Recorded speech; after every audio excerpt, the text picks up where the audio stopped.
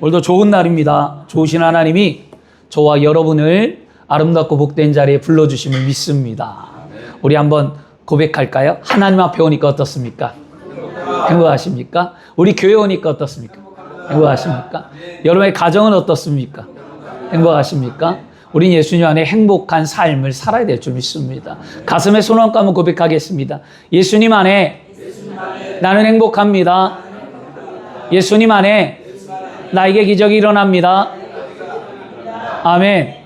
믿음이 없이는 하나님을 기쁘시게 못하나니 하나님께 나아가는 자는 반드시 그가 계신 것과 그를 찾는 자들에게 상 주심을 믿어야 할지니라. 히브리서 11장 6절이었어요. 오늘도 여러분의 믿음대로 하나님을 감화감동시키고 복된 삶이 되기를 그리스도 이름으로 축원합니다. 그래서 오늘 한 주간을 살면서 좀 힘들었던 건 뭐냐면 제일 힘든 건 사실 주일 말씀 준비하는 거예요. 뭘 어떻게 할까? 뭐 어떤 말씀을 드릴까? 어떤 것이 여러분의 삶을 살리고 어떤 것이 하나님의 은혜이며 우리가 믿음의 삶을 어떻게 살아야 할까 고민하면서 말씀을 준비했는데요. 오늘 우리는요, 불안한 시대를 살아가고 있습니다. 이 불안한 시대를 살아가는 이때에 우리에게 하나님이 영이신 성령님이 찾아오셔서 우리의 삶을 이끌어 주신 줄 믿습니다. 그래서 오늘 성령님이 하시는 일이 무엇인가에 대해서 말씀의 은혜를 나눌 건데요. 오늘 여러분 우리는 성령님이라는 이름을 자주 들어요. 어디서 듣습니까? 예배할 때, 말씀 들을 때, 찬양할 때 우리는 성령님이라는 말을 많이 듣는데 막상 여러분들에게 질문을 하면 성령님이 어떤 분입니까? 우리 그러면 머뭇거리거나 잘 말을 못한다라는 거예요. 하나님에 대해서나 예수님에 대해서나 구체적으로 우리는 말합니다. 근데 성령님에 대해서 말해보라 그러면 딱 당황하거나 그런 보는 모습을 봅니다. 제가 수련회를 할 때, 청소년 집회를 할 때 첫날 성령 대망을 했습니다.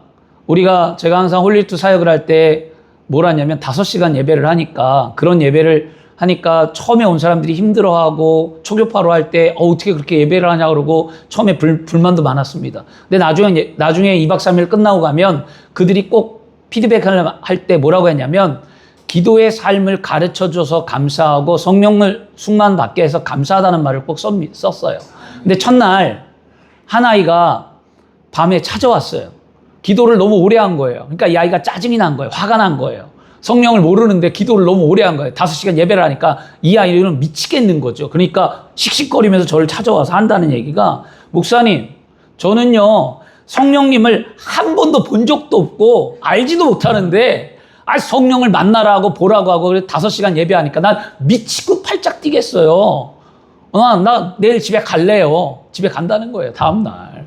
그래서 제가 그래? 그러면 성령을 모르겠다는 거지? 그러면은 가르쳐 줄게. 그리고 제가 컴퓨터 책상 앞에 딱 앉히게 한 다음에 채팅창에다가 뭐라고 쳤냐면 치라 그랬어요. 한국 발전소를 한번 쳐봐. 한국 발전소를 딱 치니까 한국 전력발전소 사진이 딱 나와요. 인터넷에.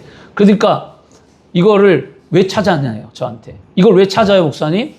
그래서 제가 설명을 해줬어요. 야, 너 이거 여기서 뭐 하는 데냐? 그랬더니 여기요? 전기 만드는 데죠. 그러면 이 발전소에서 전기를 만들면 그게 어디로 가냐? 집으로 가죠.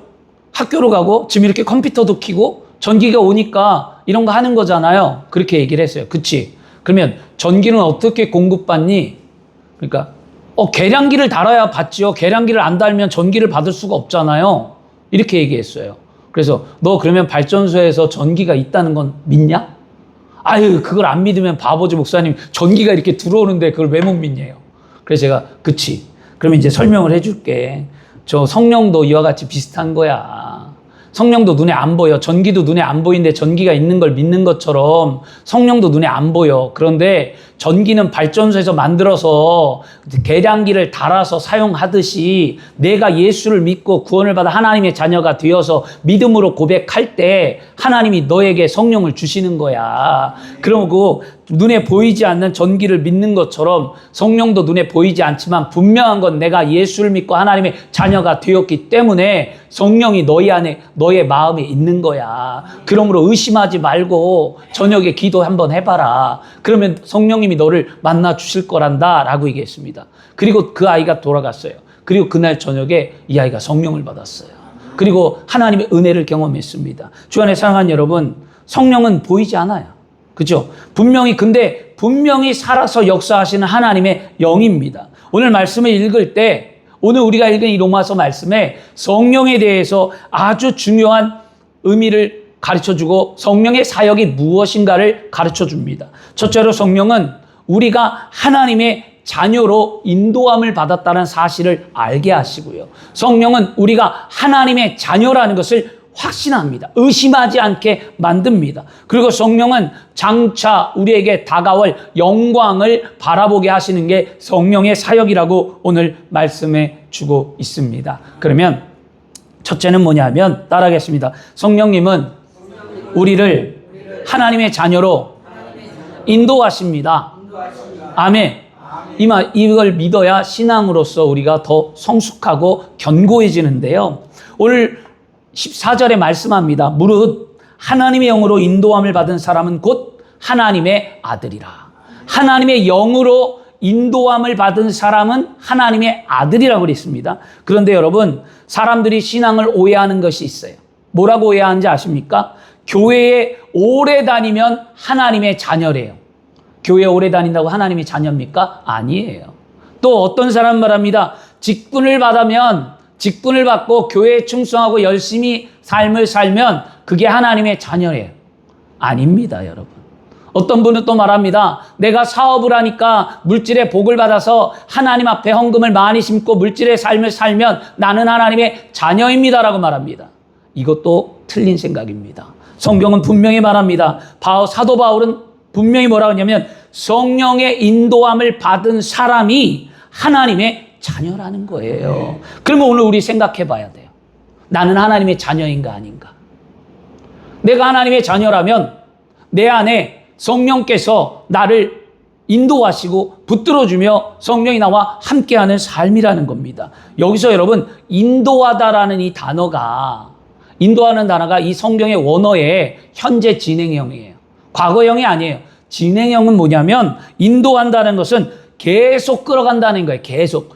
그러면 성령이 우리를 어디까지 계속 끌어갈까요? 이 땅의 삶에서 천국 가는 그날까지 성령은 우리를 계속적으로 인도한다는 거예요. 한 번 인도됐다고 끝나는 것이 아니라 계속적이라는 거죠. 여러분, 마치 목자가 양을 인도하는 것과 같다고 하는데요. 양은 목자의 인도함을 받아야 되는데요. 이스라엘의 목자 양의 비유가 많잖아요. 많은 이유가 뭔지 아십니까? 이유는 뭐냐? 양은 갈 바를 잘 모른대요. 양은 어디로 가야지 1m 가까이밖에 못 보는 이 눈을 갖고 있고요. 양은 그 다음에 감각이 매우 둔한 동물로서 갈 바를 모르고 헤맨대요. 그래서 양이 목자를 놓치면 그 양은 위험에 빠진다라는 거예요. 그래서 여러분, 이스라엘의 목자는 소를 몰듯 앞에서 모는 게 아니라 이스라엘 목자는 뭐했냐? 항상 소는 뒤에서 몰죠. 소는 뒤에서 모는데 이스라엘 목자는 항상 양 앞에서 몬다는 거죠. 그러면 양은 목자의 음성을 듣고 양은 목자를 바라보며 따라간다라는 거예요. 그런 양은 넘어지지 않는다는 거죠. 그래서 예수님도 말씀하기를 요한복음 10장 27절에 이렇게 말씀합니다. 내 양은 내 음성을 들으며 나는 그들을 알며 그들은 나를 따르니라 라고 말씀합니다. 그러므로 여러분, 우리도 마찬가지입니다. 우리도 죄 가운데 있는 인간을 하나님께 나아갈 수 있도록 우리에게 누구를 주셨습니까? 예수 그리스도를 보내주셨잖아요. 그 예수 그리스도를 믿고 그리스도를 바라보며 믿음의 삶을 살아가는 우리는 절대로 세상 앞에 쓰러지지 아니하며 성령의 인도함을 받는 하나님의 자녀인 줄 믿습니다. 그래서 성령은요, 우리를 무엇을 깨닫게 하느냐? 죄인임을 깨닫게 한다라는 거예요. 내가 하나님 앞에 죄인이구나 깨닫게 하고요. 그리고 성령은 내가 예수님만을 믿어야 구원을 받을 수 있구나라는 것을 깨닫게 하신다라는 거였어요. 그래서 우리는 알아야만 합니다. 어떤 사람이 저에게 어떤 집사님이 이랬습니다. 목사님, 내가 예수를 믿기로 결심했어요. 내가 예수를 믿을 거예요. 이렇게 얘기하고 와서 뭐라고 얘기하냐면, 목사님, 제가 예수 믿기로 결정하고 오늘 나왔잖아요. 저 잘했죠? 이렇게 얘기했습니다. 뭐예요? 칭찬받기를 원하는 거고요. 그의 말이 틀린 말은 아니에요. 본인이 결정했죠. 그러나 한 가지 사실을 간과한 것이 있습니다. 뭐냐면 우리가 예수를 믿기로 결정한 게 아니에요, 여러분. 이미 우리 안에 성령께서 예수를 주로 시인하게 만들고 우리가 예수를 믿을 수 있도록 하나님의 영이 우리 안에 왔기 때문에 우리가 예수를 믿은 거지 내 의지와 내 방법으로 예수를 믿은 게 아니라는 겁니다. 성령은 우리의 마음을 두드리십니다. 성령은 우리를 깨닫게 하십니다. 성령은 우리를 믿게 하십니다. 그러므로 우리가 구원받은 전적인 것은 하나님의 은혜 아니고는 우리는 구원받을 수 없다는 거예요. 그러므로 오늘도 우리가 구원받음에 감사하십시오. 나같이 못난 사람을, 나같이 연약한 자를, 내가 세상 기준을 갖고 있는 나를, 내가 정말 볼 때 믿음이 있다고도 말하지만 비춰보면 믿음이 없었던 나의 모습을, 그럼에도 불구하고 하나님 나에게 은혜를 주심에 감사하셔야만 합니다. 그러면 오늘 우리가 주 안에 사랑하는 여러분, 우리가 우리의 신앙을 살펴볼 때 우린 꼭 봐야 할 게 뭐냐면 핵심이 이거예요. 내가 얼마나 열심히 믿음으로 사는가, 이게 아니라 뭐냐, 나는 오늘 성령님의 인도를 얼마나 믿음으로 받고 있는가, 이걸 생각해야 됩니다. 사람들은 내가 얼마나 믿음으로 살고 있는가를 생각해요. 믿음으로 얼마나 살아가느냐가 중요한 게 아니고요. 믿음으로 사는 게 중요한 게 아니고 내가 과연 믿음으로 삶을 살아가는 가운데에 성령의 인도함을 받고 있는가가 우리의 신앙이 중요하다는 사실입니다. 그러므로 성령님과 교제를 얼마나 하고 있는가를 오늘 말씀을 듣는 저와 여러분이 살펴보기를 원하고, 우리가 성령과 교제할 때에 우리는 하나님의 자녀임을 확신한다는 사실을 믿어야 될 줄 믿습니다. 두 번째 뭐냐면, 우리가 말씀을 통해 깨달아내는 게 뭐냐면, 따라하겠습니다. 성령님은 우리가 하나님의 자녀임을 확신하게 하십니다. 아멘. 오늘 로마서 8장 15절에 너희는 다시 무소하는 종의 영을 받지 아니하고 양자의 영을 받았으므로 우리가 아바 아버지로 부르짖느니라 라고 말씀을 합니다. 성령님은 우리를 종이 아니라 뭘로 불렀다고요? 자녀로 불렀대요. 근데 여러분, 세상 종교는요 대부분 뭐예요? 종의 관계예요. 세상은요. 왜냐? 잘하면 복을 주고 잘못하면 벌을 받는 관계가 세상의 종교의 관계이지만 우리가 믿는 복음은 그렇지 않다라는 거예요. 하나님은 우리를 자녀로 삼아 주셨는데, 여러분, 자녀는 실수해도 자녀예요. 그렇죠? 넘어져도 자녀예요. 아파도 자녀고 쓰러져도 자녀고 부족해도 내 자녀지, 내 자녀가 부족하다고 부모가 자녀가 아니라고 말하는 부모가 어디 있겠냐고요.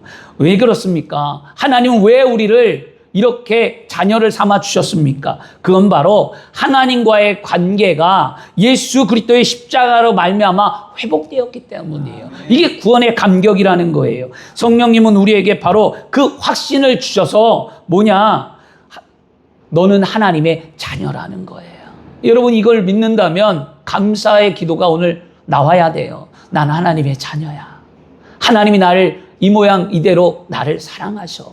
내가 실수해도, 조금 넘어져도, 내가 세상으로 나가도, 내가 좀 정욕적이어도, 내가 좀 부끄러워도 하나님은 나를 놓지 아니하며 하나님은 나를 사랑하신다는 것을 우리는 알아야만 합니다. 오늘 말씀에 결정적인 단어, 양자라는 단어가 있죠. 이 양자라는 게 우리가 생각하는 입양하는 것, 우리 양자는 입양으로 알잖아. 입양하는 걸 양자라고 그러죠. 근데 그런 간단한 양자가 아니에요. 이 성경이 말하는 양자는요, 뭐냐면 로마 시대의 양자는요, 법적 구속력이 있어서 로마 시대의 양자는 한 번 양자로 삼으면 그 다시는 취소되지 않는다라는 게 양자의 개념이에요. 그러므로 여러분, 바울은요, 이 제도를 이용해서 무엇을 설명하냐? 복음을 설명하고 말하고 있는 거였어요. 우리는 원래 하나님과 원수된 사람이었습니다.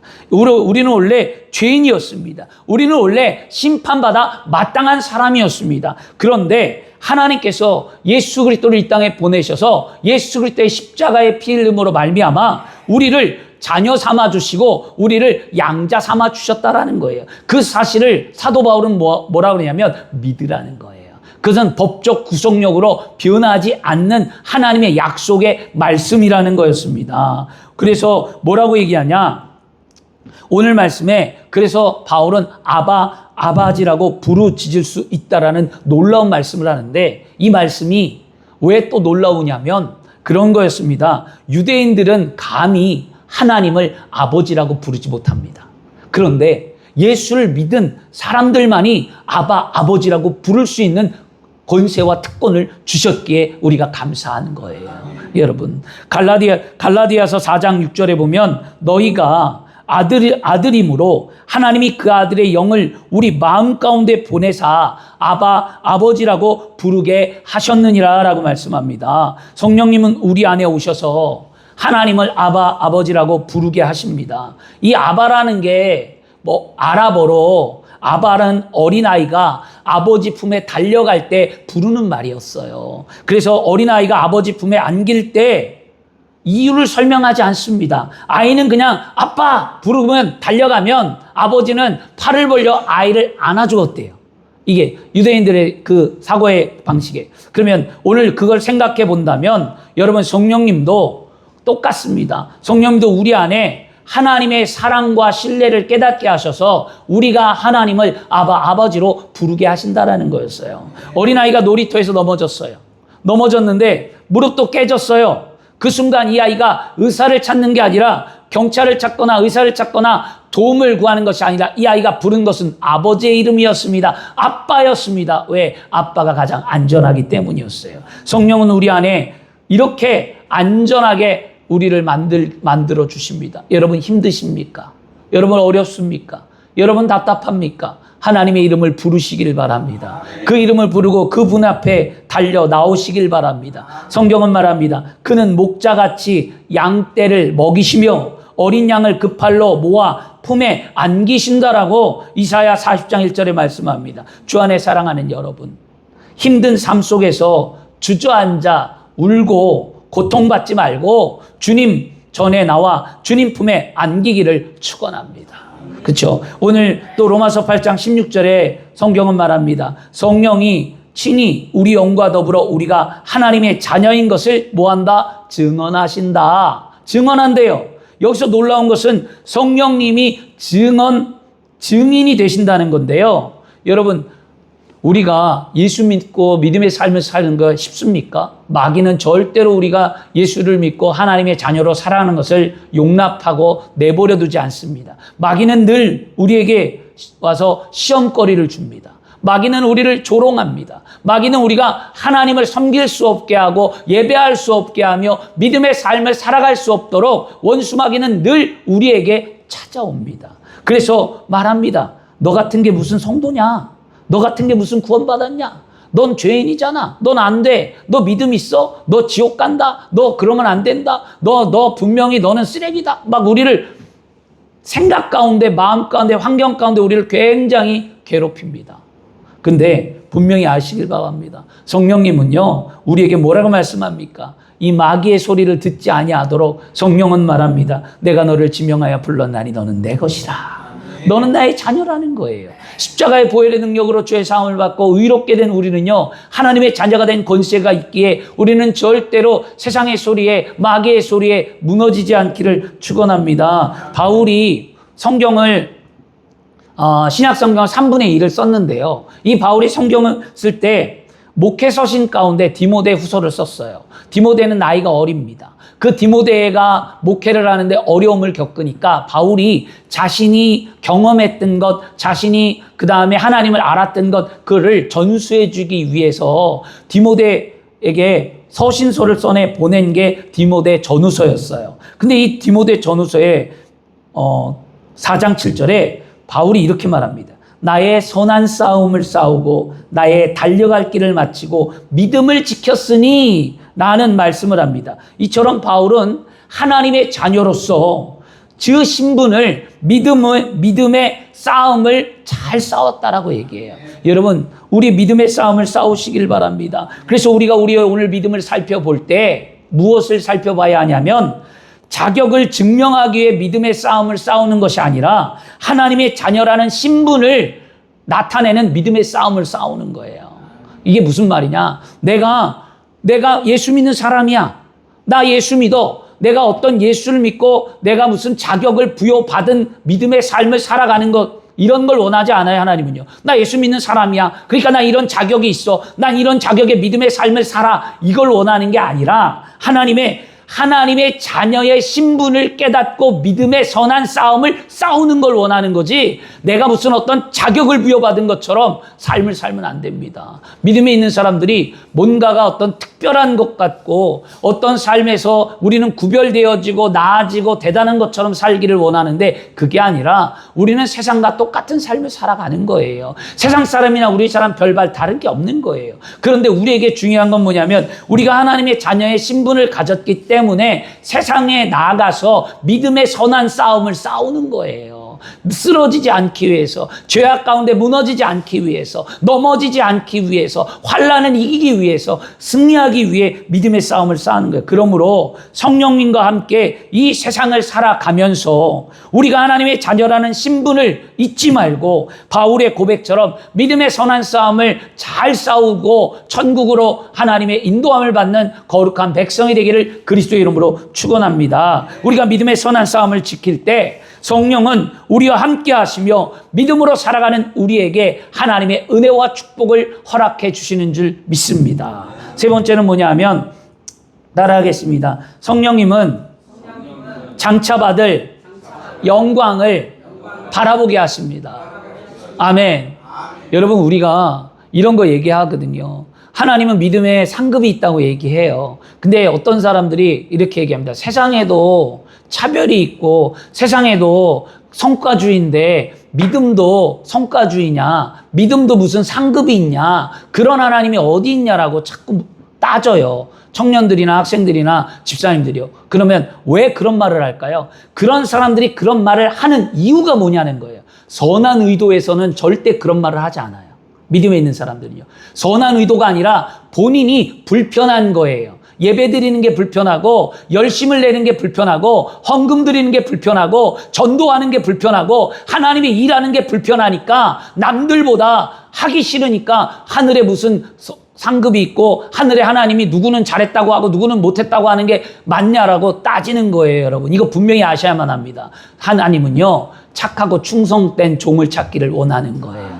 언제나 믿음 안에 정직하길 원하는 거고요. 정직은 성실이 기본되어지고요. 그 정직과 성실은 하나님의 거룩한 열매를 맺게 되어집니다. 그러므로 여러분, 우리는요, 믿음의 정직함과 성실함과 거룩한 열매를 맺는 삶이 되어야 할 줄 믿습니다. 그래서 여러분, 오늘 말씀에 뭐라고 말합니까? 17절에 말합니다. 자녀이면 또한 상속자, 곧 하나님의 상속자요 그리스도와 함께한 상속자니 우리가 그와 함께 영광을 받기 위하여 뭐한다? 고난도 함께 받아야 할 것이라 말씀합니다.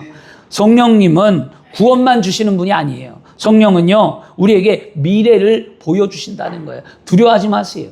우리 앞날이 안 보이잖아요. 노년의 삶이 안 보이고, 미래의 젊은 세대들은 미래의 삶이 안 보이고 막 그렇게 얘기하잖아요. 포기한다고 얘기하죠. 경제나 사회나 모든 걸 보며 젊은이들이 많이 체념하고 포기하는데 미래가 안 보인다는 거예요. 그러나 믿음이 있는 우리는 미래가 보입니다. 세상은 안 보인다고 말할지 모르지만 우리는 하나님의 약속의 말씀을 믿기에, 하나님을 알기에, 그리스도의 십자가의 능력이 있기에, 성령이 내 안에 있기에 미래가 보여요. 그러므로 걱정하지 말고, 여러분, 우리의 삶을 두려워하지 말고 우리는 믿음으로 간구하고 하나님 앞에 나와 믿음의 삶을 잘 살기를 바랍니다.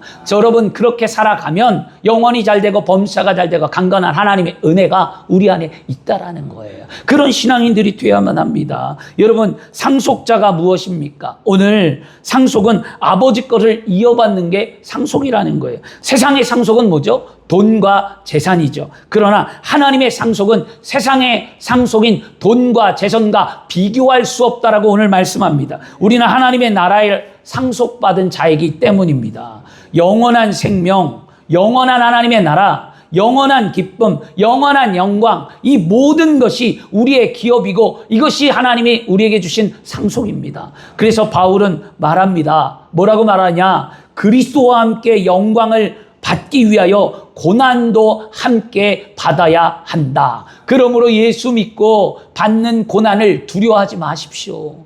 예수 믿는다고, 여러분 교회 다닌다고, 하나님을 믿는다고, 믿음의 삶을 산다고 우리에게 고난이 없고 아픔이 없는 게 아니에요. 우리의 환경이 어려워지고 물질의 삶이나 질병이나 고통이 안 찾아오는 게 아니라는 거예요. 그것 때문에 여러분 아파하거나 힘들어하거나 두려워하지 않기를 바랍니다. 왜냐하면 고난이 왜 우리에게 영광이냐면 분명히 예수님이 그러셨기 때문이에요. 예수님은 십자가의 고난으로 우리에게 부활의 영광을 주셨기 때문입니다. 고난 없이 영광이 없다는 사실을 예수님이 친히 우리에게 보여주셨기 때문에 사도 바울은 그렇게 말하는 거예요. 어느 선교사님이 한 이야기가 가슴에 확 와닿았어요. 선교사님이 수십 년 동안 복음을 전하며 열심히 살았습니다. 그리고 그 선교사님이 질병이 들었어요. 그리고 그 선교사님이 선교지에서 쫓겨났어요. 그런데도 불구하고 그 선교사님이 놀라운 고백을 해요. 뭐라고 고백하냐면 이렇게 말해요. 천국이 있기에 나는 오늘도 선교 사역을 견뎌냅니다. 저는 이 말에 마음이 굉장히 감동되었어요. 이것이 성령의 역사구나. 우리의 믿음의 삶을 살아가는 가운데 내 삶이 힘들고 내가 고통스럽고 내가 아픈 것, 우리가 믿음으로 견디는 것은 분명히 우리에게 뭐가 있기 때문이에요? 영광이 있기 때문이에요.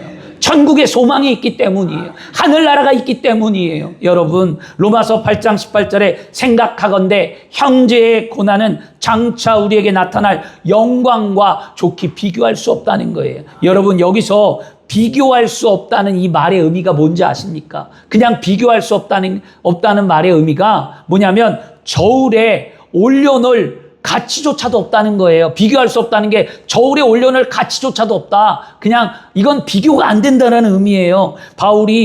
바울은요, 누구보다도 고난을 받은 사람이잖아요. 감옥에 갇혔어요. 여러분, 채찍에 맞았습니다. 그는요, 돌에 맞았어요. 굶주렸어요. 그 다음에 배가 파손돼서 죽음의 위협도 겪었습니다. 그런데 바울이 고백하기를 고난이 없다가 아니라 분명히 말합니다. 고난보다 영광이 크다는 거예요. 고난이 없다고 말하지 않아요. 고난보다 영광이 크다는 거예요. 지금 고난의 길을 걷고 계시다면 그 고난의 길이 하나님의 영광이 됨을 우리는 믿어야 된다는 거예요. 저도 실망하고 낙심하고 예배를 드릴 때마다 왜 안 되지? 왜 안 될까? 왜 힘들까? 왜 변화가 없을까? 내가 무엇이 부족할까? 예배 드릴 때마다 매주마다 한 주마다 늘 마음이 쓰러지고 낭망할 때가 있어요. 고난 속에 있을 때가 있는 거예요. 그럴 때 제가 고백한 건 그거였습니다. 이 고난 가운데 놓여 있지만 이것이 하나님의 영광이다. 그러면 이것을 성도들에게 가르쳐주고 싶었던 거예요, 오늘요. 여러분이 어떠한 인생을 살아가고 있는지는 모르겠지만 여러분 나름대로 고통이 있고 아픔이 있고 염려가 있는데 그것이 나의 신앙을 흔들고 있다면, 그것이 내가 하나님 앞에 갈 수 없게 만들고 그것이 나의 발목을 붙잡아 자꾸 늪속에 머물게 한다면 그때 돌이켜야만 합니다. 그 고난이 나에게 반드시 영광이 된다라는 거예요. 이거 우리 통과해야만 합니다, 여러분. 왜냐하면 마치 남자들은 모르겠지만 어머니들은 알 거예요. 출산을 앞둔 산모와 같다라는 거예요. 해산의 고통이 큰 만큼 여러분 아기를 품에 안을 때 그 순간의 고통이 사라지고 기쁨이 크다라고 얘기해요. 어머니들이 아이를 낳을 때, 자녀를 낳을 때 대부분 그렇게 고백해요. 힘들겠지만, 고통스러웠지만 낳고 보니 기쁘더라는 거예요. 이게 모성애입니다. 남자들은 그걸 몰라요. 남자와 부성과 모성의 차이는 엄청 크다라고 얘기합니다. 성령님도 우리에게 그런 영광을 바라보게 하십니다. 오늘 아픔과 고통과 눈물을 견뎌내게 하신다라는 거예요. 왜? 영광이 있기 때문이라는 거죠. 마라톤 선수가 여러분 42.195km를 달릴 때 여러분 극심한 고통을 느낀대요. 마라톤 선수들이요. 다리가 막 풀리고 근육이 찢어지고 심장이 터질 것 같고 숨이 차러오고 중간에 뛰다가 마라톤 선수가 포기하고 싶고 좌절하고 싶고 그다음 안 하고 싶을 때가 수백 번이라고 얘기합니다. 마라톤 선수들이. 그런데 그 선수들이 결승선을 바라보며 달려갑니다. 그리고 결승선에 도달했을 때 목에 메달을 거는 순간 그 과정에 아프고 고통스러웠던 모든 것들이 사라지고 기쁨과 삶이 충만해진대요. 여러분, 마라톤 선수는 힘들지 않아서 여러분 힘들지 않은 게 아니라 힘든데 달리는 거예요. 결승선을 바라보며 가는 거예요. 그리고 그 속에서 기쁨을 얻습니다. 우리 성도, 저와 여러분도 마찬가지라는 거예요. 현재의 고난이 없는 것이 아니라 여러분 장차 받을 영광을 바라보기 때문에 믿음으로 우리는 걸어가는 거예요. 주 안에 사랑하는 여러분, 오늘 우리는 우리의 신앙을 살펴봐야만 합니다. 무엇을 보냐? 고난을 이기려고 믿음을 가지는 게 아니에요. 고난을 이기려고 믿음을 가지는 것이 아니라 고난 속에서 하나님의 영광을 보기 위해 믿음을 갖는 거예요. 여러분, 성령님은 우리의 시선을 오늘에만 머무르게 하지 않아요. 내일을 보게 하시고 영혼을 보게 하시고 하나님의 나라를 보게 하십니다. 그래서 성령님은 넘어지고 쓰러져도 다시 일어나게 하시고 실패하고 좌절해도 다시 포기하지 아니하도록 만들어 주시고요. 믿음의 문이 닫힌 것 같고 마음이 무너진 것 같지만 그 속에서 하늘문을 열어주시고 우리에게 은혜를 주시는 분이 성령님이라는 겁니다. 그러므로 성령과 함께 동행하는 삶을 살아갈 때 우리의 모든 환경에 하나님의 영광을 바라보며 믿음으로 일어서기를 그리스도의 이름으로 축원합니다. 오늘 말씀을 마치겠습니다. 주 안에 사랑하는 여러분, 어느 날 기도하다가 눈물이 나거나 예배할 때 눈물이 나거나 내가 하나님 앞에 믿음이 있을 때 내 눈에 눈물이 흐른 경험이 있을 겁니다. 말씀을 읽을 때 가슴이 뜨거워지든지 예배 가운데 내 마음이 뜨거워지든지 아니면 내가 예배를 하며 말씀을 보며 세상을 살아가다가 문득 주님의 이름을 떠올릴 때 내가 죄를 짓고 있구나. 내가 하나님과 멀어졌구나. 내가 죄로 인해 고통받고 괴로워한 적이 있다면 그것이 곧 뭐예요? 성령의 역사를 하는 거예요. 여러분, 성령님은 눈에 보이지 않지만 지금도 우리 안에 살아계셔서 역사하시는 하나님이십니다. 우리가 이 험한 세상을 살아가는 동안 성령님은 우리를 고아와 같이 절대로 내버려 두지 않습니다. 언제나 우리의 필요를 채워주시는 분인데 예수 그리스도 안에 풍성한 은혜를 채워주시는 분이 성령 하나님이십니다. 성령님은 우리를 제 가운데 불러 하나님의 자녀로 인도하십니다. 성령님은 우리를 하나님의 자녀임을 확신하여 믿음의 삶을 살게 하십니다. 성령님은 이 땅의 고난에 넘어지거나 쓰러지지 아니하고 이거 장차 하나님의 나라와 영광을 바라보게 하십니다. 그러므로 신앙생활은 결국 뭡니까? 성령님과 동행하는 삶이에요. 성령님이 지금도 우리와 함께하기를 원하십니다. 우리가 예배하는 지금 이 시간 우리 교회에 함께 하십니다. 성령님은 잃어버린 영혼을 구원하십니다. 우리를 하나님의 자녀로 인도하십니다. 우리를 거룩하게 만드십니다. 우리의 기도를 외면치 아니하고 들어주십니다. 장차 바라볼 하늘의 천국을 소망하게 만드십니다. 그러므로 매일 성령과 동행하기를 축원합니다. 그러면 지금 이 시간 성령님과 동행하기로 결단하시길 바랍니다. 오늘 이게 우리의 결단이 되어야만 합니다. 따라하겠습니다. 다시는 세상의 유혹에 빠지지 않겠습니다. 다시는 예배의 자리를 소홀히 여기지 않겠습니다. 다시는 쓰러지거나 무너지지 않겠습니다. 이런 결단이 오늘 우리 하셔야만 합니다. 그래서 여러분 아침에 눈을 뜰 때, 말씀을 읽을 때, 기도할 때, 어려움을 만날 때 성령님 오늘도 저를 인도해 주옵소서. 이런 고백을 하기를 축원합니다. 그러면 아침에 눈을 뜰 때 우리는 이렇게 기도해야만 합니다. 따라하겠습니다. 성령님 오늘도 저를 인도해 주옵소서. 아침마다 이렇게 기도하십시오. 그리고 또 여러분이 말씀을 읽고 기도할 때는 우리는 이렇게 고백해야만 합니다. 성령님, 따라합니다. 성령님, 말씀을 깨닫게 해 주옵소서. 그렇게 오늘 기도하시길 바라고요. 여러분이 삶이 어려울 때는요, 이렇게 기도하십시오. 따라합니다. 성령님, 저를 붙들어 주옵소서. 아멘.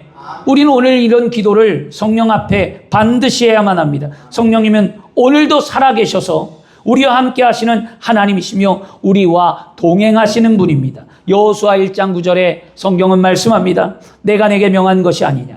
강하고 담대하라. 두려워하지 말며 놀라지 말라. 내가 어디로 가든지 내 하나님 야훼가 너와 함께 하시느니라. 성령님은요, 우리를 하나님의 자녀로 살게 하기 위해 함께 하십니다. 성령님은요, 믿음의 선한 싸움을 승리하도록 우리와 함께 하십니다. 성령님은 마침내 내가 하나님의 나라의 영광을 바라보며 믿음의 삶을 충실하게 살도록 성령은 우리를 이끌어 주십니다. 그러므로 성령님의 인도하심과 위로하심과 성령의 능력과 은혜가 우리의 삶 가운데 충만하기를 오늘 이 시간 여러분 예배 가운데 임하기를 축원합니다. 기도하겠습니다. 좋으신 아버지 하나님 감사합니다. 오늘도 하나님 믿음의 삶을 살게 하여 주시고